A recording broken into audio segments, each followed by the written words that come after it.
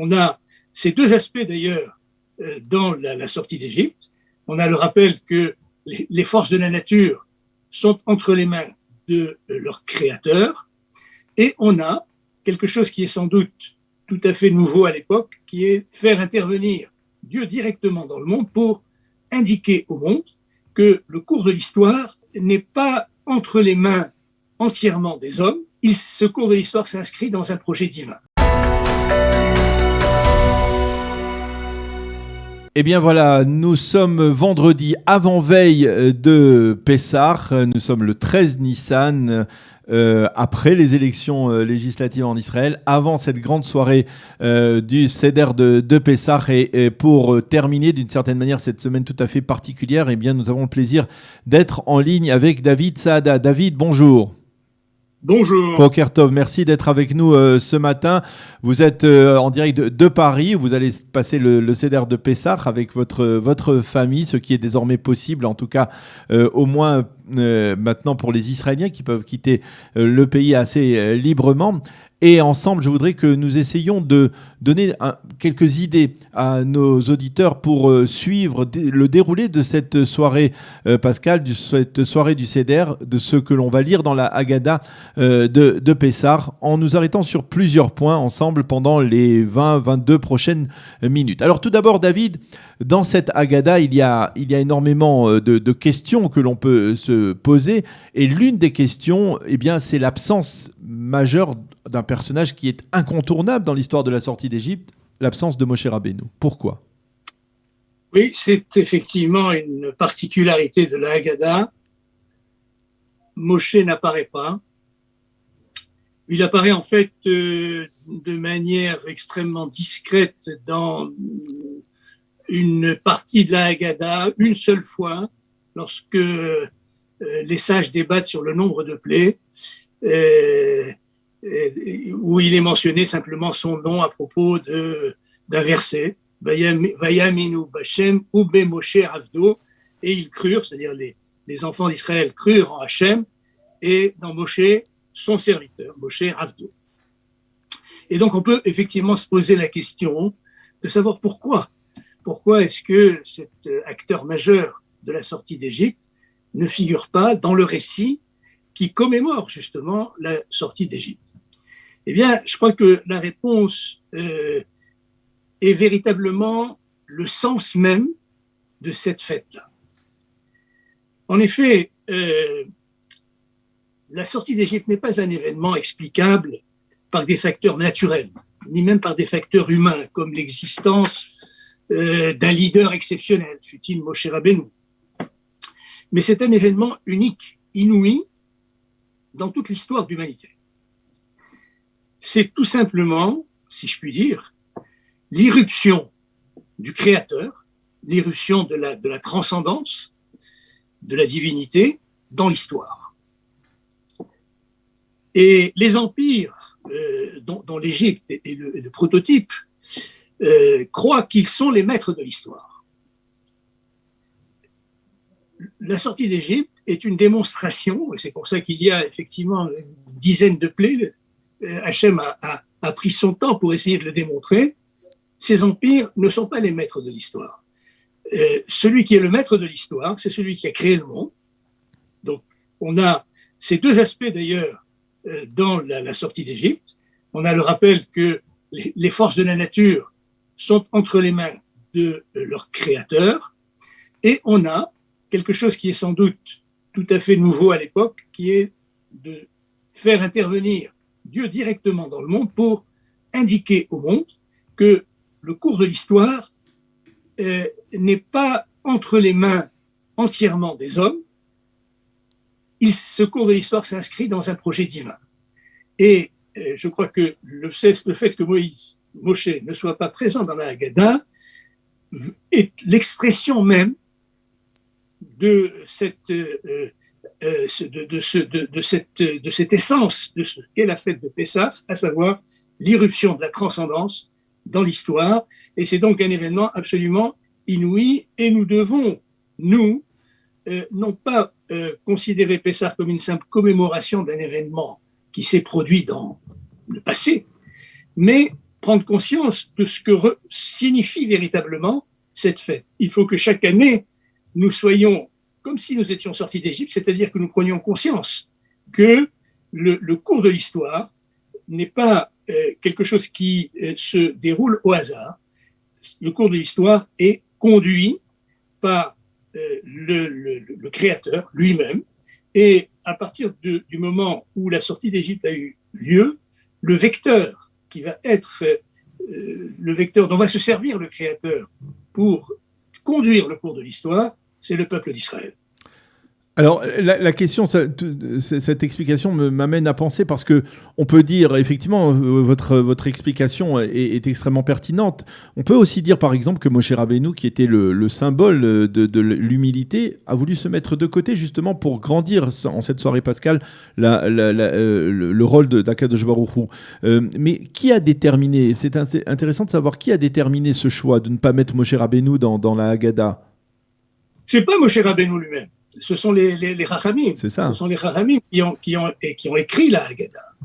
La Haggadah a été écrite beaucoup plus tard que la sortie d'Égypte elle-même. Bien sûr. À l'époque le début a été écrit par les Anshe Knesset Agdola, les hommes de la Grande Assemblée, et puis ensuite le texte a été terminé par les Tanaïm. Donc il y avait une volonté des Chachamim, des Tanaïm, des Amoraïm d'insister sur ce point-là. C'est une volonté des sages d'abord, sans doute, de faire en sorte qu'on puisse se poser la question et puis qu'on puisse trouver la réponse, à savoir que véritablement le sens de Pessah, c'est que c'est un événement absolument inouï et qui n'a pas son pareil dans tout le déroulement de l'histoire, et qui est justement l'événement qui montre que l'histoire, que Dieu n'est pas seulement le maître de la nature, mais qu'il est aussi le maître de l'histoire. Alors, dans cette soirée pascale, il y a plusieurs symboles. Il y a de nombreux éléments, entre autres, qui doivent attirer l'attention des plus jeunes, parce que le rôle de cette Haggadah et de cette soirée pascale, c'est de transmettre, de cette soirée du Seder, c'est de transmettre aux plus jeunes cet enseignement de génération en génération. Et au cœur de ce Seder, il y a les matzot. Il y a 3 matzot. D'abord, alors pourquoi tout simplement 3 matzot ? Pourquoi, alors que d'habitude, par exemple, lorsque l'on prend du pain, en général, à chaque repas de Shabbat en particulier, eh bien, on prend deux pains pour l'Echem Mishneh. Pourquoi 3 matzot ? Alors, ces 3 matzot, d'ailleurs, s'inscrivent dans toute la symbolique du Seder, qui comprend cet élément, en fait. Les 3 matzot représentent, en fait, les 3 avot, les 3 patriarches, Abraham, Isaac et Yaakov. C'est ce que nous expliquent les Mekoubalim, qui sont, je dirais, qui ont inspiré la manière dont nous faisons aujourd'hui, nous présentons tous le plateau du Seder. Donc, dans la conception de la Kabbalah, chacun de ces patriarches représente une des énergies spirituelles. Pour Abraham, l'énergie spirituelle, c'est celle de la bonté, de l'amour, de la bonté désintéressée, sans limite, c'est le chesed. Pour Israël, c'est la rigueur, c'est le din, et c'est la justice aussi. Et la synthèse des deux, c'est Yaakov. Yaakov fait l'harmonie entre l'amour et la justice, entre la bonté et la rigueur. Et la matzah du milieu, c'est Yaakov, puisqu'il fait la synthèse de Abraham et de Yitzhak. Abraham est au-dessus, Yitzhak est en dessous, et Yaakov est au milieu. Et ça, c'est dans la symbolique de Pessah, nous rappelons, bien entendu, quelles sont nos racines. Et nos racines, ce sont, bien entendu, les 3 avot, les 3 patriarches. Mais est-ce qu'il y a, on voit la matzah du milieu, c'est celle qui, en fait, est brisée dès le début de la Haggadah. Pourquoi cette brisure, cette cassure ? Alors, voilà, c'est effectivement, c'est pas un hasard que ce soit cette matzah du milieu qui représente donc Yaakov, qui est brisée. Elle est brisée d'ailleurs en 2 morceaux, en un petit et un grand morceau. Oui. Alors, le petit morceau reste entre les 2 matzot, et le grand morceau va faire la ficomane, c'est ce qu'on va manger à la fin du seder. Ça va être caché. Le grand morceau va être caché. Alors, qu'est-ce que ça représente? Pourquoi est-ce que c'est lié à Yaakov? Yaakov a deux noms. Yaakov, c'est son nom de naissance, et puis il a reçu un autre nom, Israël. Et les sages nous disent le nom de Yaakov correspond à la katnout, c'est-à-dire à un niveau spirituel relativement modeste. Par contre, le nom de Israël correspond à la gadlout, la grandeur, c'est-à-dire un niveau spirituel extrêmement élevé. Et Yaakov aussi, en fait, le peuple d'Israël, puisque nous sommes issus de Yaakov, nous oscillons entre ces deux pôles, de la petitesse spirituelle et de la grandeur spirituelle. Mais lorsque nous commençons le Seder et que nous cassons la matzah, nous reconnaissons donc cette polarité, ces deux pôles, nous gardons la petite partie de la matzah, mais nous savons que à la fin de l'histoire, fin du Seder, c'est la fin de l'histoire, c'est une vision. Le Seder, c'est une vision pas seulement du passé, mais c'est une vision aussi de l'avenir. Mm-hmm. À la fin de l'histoire, nous allons retrouver la grandeur d'Israël, c'est-à-dire la grandeur messianique d'Israël. C'est pour ça que c'est caché, c'est tsafoun, c'est quelque chose qui est caché et qui va se révéler donc à la fin du Seder, c'est-à-dire symboliquement à la fin de l'histoire. Donc vous voyez que là, on a dans cette symbolique de Tromatzot véritablement à la fois le rappel du passé, de nos racines, mais également une espèce de vision d'emblée qui est une vision, une perspective de l'histoire qui va depuis le moment exilique dans lequel nous nous trouvons jusqu'à la Géoula finale, qui est la Géoula messianique. Alors, le symbole de la matzah, il est aussi très fort parce que tout le monde le sait, la matzah se réalise dans un temps limité, très rapide, 18 minutes. Il faut faire la pâte et très rapidement mettre la matzah au four.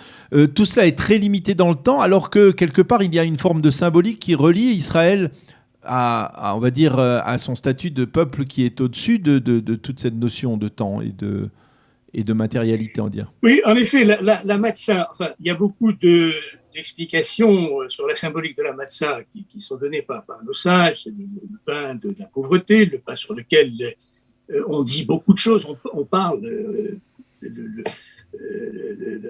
la sauterie du Seder est faite pour ça, pour dire et pour parler. Mais il y a une autre symbolique qui se superpose et qui peut être la symbolique la plus profonde, qui est évoqué par le Maharal de Prague dans son ouvrage Gevrot Hashem, donc, qui est consacré à Pessah. En effet, vous l'avez dit, la caractéristique de la matzah, c'est que dans sa fabrication, il faut que le temps de la préparation, de pétrir la pâte ne dépasse pas 18 minutes. Pourquoi? Parce que la fermentation n'est pas due simplement à la levure, n'est pas due simplement au chametz. La fermentation, c'est un phénomène naturel qui intervient après un certain temps. Et donc, il faut absolument éviter que la fermentation ne commence, et cette fermentation, elle commence au bout de 18 minutes. Et donc, on peut dire que la pâte de la matzah, c'est une pâte qui échappe au temps. C'est une pâte qui échappe à l'emprise du temps. C'est sa caractéristique. C'est véritablement, en dehors même du fait que il y a le rappel de la sortie d'Égypte, du fait que la pâte n'a pas eu la possibilité de monter, tout ça, c'est tout à fait vrai. Mais dans la symbolique la plus profonde, la matzah, c'est une pâte qui échappe à l'emprise du temps. Et maintenant qu'il n'y a plus la néo-pascale, la mitzvah essentielle de Pessah, c'est la matzah, c'est la consommation de la matzah. C'est la consommation de la matzah le soir du Seder. Il faut consommer la matzah le soir du Seder, c'est une obligation, c'est-à-dire c'est véritablement quelque chose, c'est incontournable, même si on n'aime pas la matzah, il faut en manger le soir du Seder, de préférence d'un tashmoura, faite à la main et surveillée. Et donc, nos sages nous disent, et c'est un des principes, je dirais, de tous les interdits alimentaires, c'est qu'on est ce qu'on mange. Et quand on mange de la matzah, au moment même de l'anniversaire de la naissance du peuple d'Israël, c'est que quelque part, on veut nous dire que nous sommes comme la matzah. Nous sommes faits comme la matzah. Nous sommes, au fond, et nous l'apprenons dès la sortie d'Égypte, un peuple qui échappe à l'emprise du temps. Et avec le recul historique aujourd'hui, nous savons à quel point c'est vrai.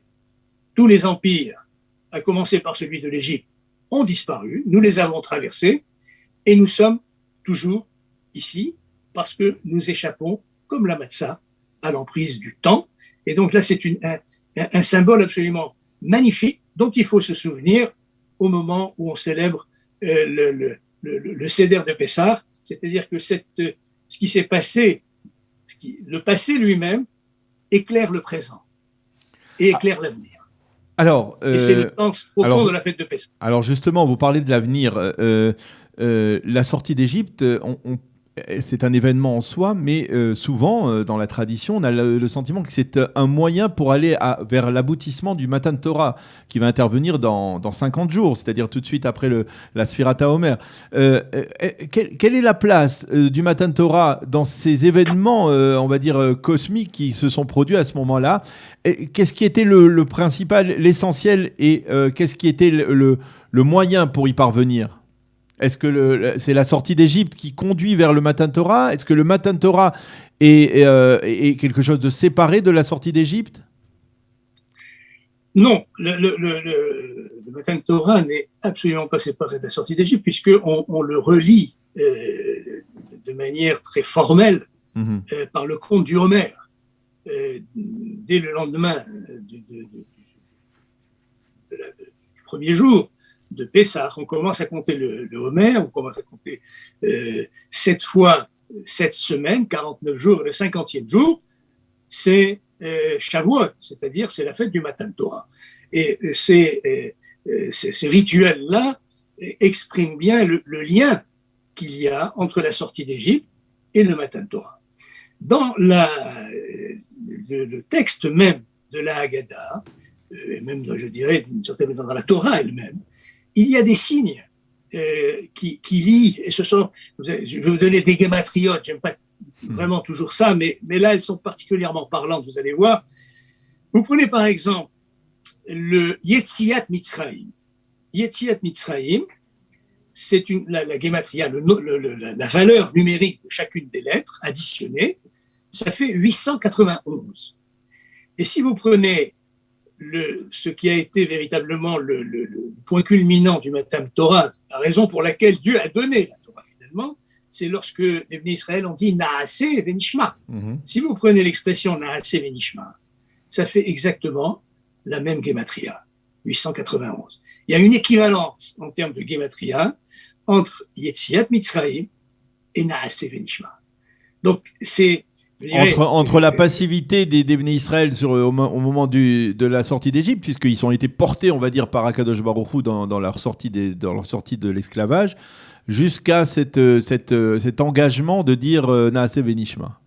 Absolument. Et les 50 jours qui séparent Pessah de Shavuot sont en quelque sorte comme la sortie de cette passivité, comme vous dites, vous avez raison, et le fait que le niveau spirituel des Bnei Israël pendant ces 50 jours s'est élevé jusqu'à pouvoir être capable de recevoir la Torah. Et donc il y a véritablement la liberté au fond de Pessah, parce que c'est la fête de la liberté. Cette liberté-là, elle ne s'est épanouie, elle ne s'est réalisée totalement qu'avec l'acceptation libre par les Bnei Israël de la Torah. Voilà. Et donc à partir de ce moment-là, la liberté de Pessah s'est réalisée pleinement. Tout ce potentiel de liberté qu'il y avait dans Pessah, il ne s'est réalisé pleinement qu'avec le don de la Torah. Et c'est pour cela qu'on dit que il n'y a que les seuls véritables êtres libres, c'est ceux qui ont accepté le joug de la Torah d'une certaine manière. Absolument, c'est la fameuse citation sur les Luchot Abrit, sur les tables, c'est fait Harut. À la Luchot, les lettres étaient gravées, Harut, dit Al tikre Harut et là Herut. Ne lis pas Harut, gravé, mais Herut, c'est-à-dire liberté. cette liberté-là, qui a commencé avec la sortie d'Égypte, elle ne s'est réalisée pleinement qu'avec l'acceptation de la Torah. Alors, je voudrais revenir sur un point de cette sortie d'Égypte parce que on en a parlé avec vous. Vous avez écrit un ouvrage sur l'antisémitisme et les causes de l'antisémitisme. Dans la Haggadah, on parle de Lavan à Arami au début pour raconter l'histoire du peuple juif. Il nous reste 3 minutes. Je vais essayer de vous demander de le faire très court. Lavan à Arami, on sait que c'est peut-être le premier antisémite notoire. C'était celui qui, pire que Pharaon, détestait les Juifs alors qu'il avait de la famille juive, on va dire. Il détestait les Juifs. Alors, pourquoi cette mention de Lavan à Arami? Alors, Lavan à Arami, effectivement, est un haïsseur très, très, très précoce, si je puis dire, des Juifs, puisque effectivement, ses petits-enfants étaient les chefs des tribus, finalement. Lavan à Arami est cité dans la Haggadah parce qu'il joue un rôle particulier et important dans la descente en Égypte. Pourquoi? Parce qu'il a substitué Rachel à Léa. Plutôt Léa à Rachel. Il a empêché finalement que le premier enfant de Rachel et de Yaakov, leur aîné donc, soit celui qui aurait dû finalement être le chef de toute la fratrie, c'est-à-dire Yosef. Ce qui s'est produit là, donc c'est Réhouven qui est apparu, et puis Yosef n'est né que beaucoup plus tard, a créé une dissension dans la famille. A créé la jalousie entre les frères et Yosef, qui était véritablement, lui, le vrai héritier spirituel de Yaakov. Et cette dissension dans la famille, cette sinat hinam, a conduit à la descente en Égypte. Donc finalement, le responsable premier de la descente en Égypte, c'est Laban.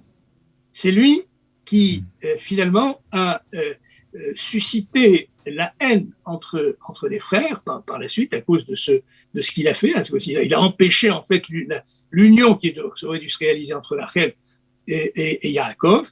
Et donc on parle de Laban dans la Haggadah pour rappeler que le début de la descente en Égypte et de tout ce qui s'est produit par la suite, c'est donc la haine entre les frères et le rejet de Yosef par les frères, dont la cause première est Laban. Eh bien, David Saada, merci beaucoup pour toutes ces explications qui seront, je suis certain, précieuses pour nos auditeurs, pour animer d'une certaine manière cette soirée du Seder de Pessah demain soir, samedi soir, après la tombée du Shabbat. Merci beaucoup d'avoir été avec nous en cette journée d'avant-veille de Pessah, en cette veille de Shabbat, Shabbat à Gadol. Merci d'avoir été avec nous. Bonne journée, Shabbat Shalom, bonne fête de Pessah, Chag Kasher V'Sameach. Pessah Kasher V'Sameach pour tout le monde. Et bonne santé à tous.